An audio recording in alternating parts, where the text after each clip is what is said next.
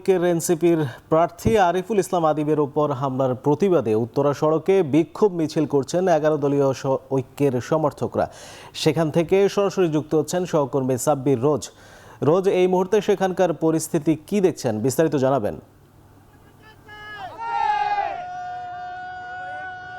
নিয়াজি, আপনি হয়তো দেখতে পাচ্ছেন ক্যামেরার মাধ্যমে এই বিক্ষোভ মিছিলটি মূলত এই মাত্রই শুরু হয়েছে এবং আমরা মিছিলটির একদম সামনে রয়েছি।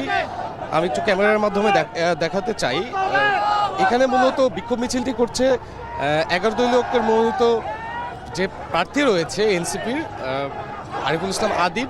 মূলত আজ সকালে রাজধানীর খিলক্ষেত এলাকায় নির্বাচনী প্রচারণার সময় তার উপরে হামলার ঘটনা ঘটে এবং এই হামলার ঘটনার প্রতিবাদেই মূলত এই বিক্ষোভটি করছে 11 দলীয় ঐক্যে মনোনীত যে জোটের সমর্থকরা রয়েছে তারা মূলত এই বিক্ষোভ মিছিলটি করছে। এটি মূলত ঢাকা 18 আসন এবং ঢাকা 18 আসনটি মূলত ঢাকা উত্তর সিটি কর্পোরেশনের একটি আসন এবং গাজীপুরের পর থেকে শুরু করে ঢাকা বিমানবন্দর পর্যন্ত মূলত এই আসনটি এবং বেশ বড় একটি আসন এবং এখানে ভোটার সংখ্যাও রয়েছে অনেকটা বেশি, প্রায় 5 লাখ, যার মধ্যে নারী ভোটার রয়েছে 3 লাখ এবং পুরুষ ভোটার রয়েছে 3 লাখের কিছু বেশি। এবং আমরা দেখেছি যে এই বিক্ষোভ মিছিলটি মূলত রাজধানীর আজমপুর যে মূল সড়কটি রয়েছে, এয়ারপোর্ট থেকে যে মূল সড়কটি রয়েছে এই মূল সড়কেই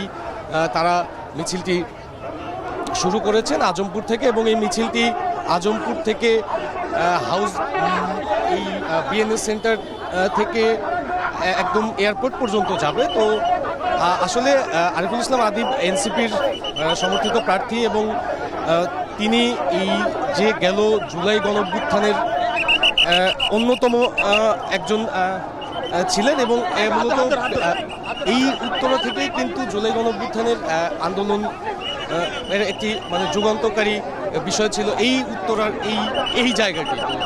এই হামলার প্রতিবাদে মূলত তারা মিছিলটি করছে এবং তারা বিভিন্ন দাবি দেওয়াও কথা বলছেন। তো নিয়াজি, এই ছিল আপাতত আমার কাছে এই মিছিল থেকে।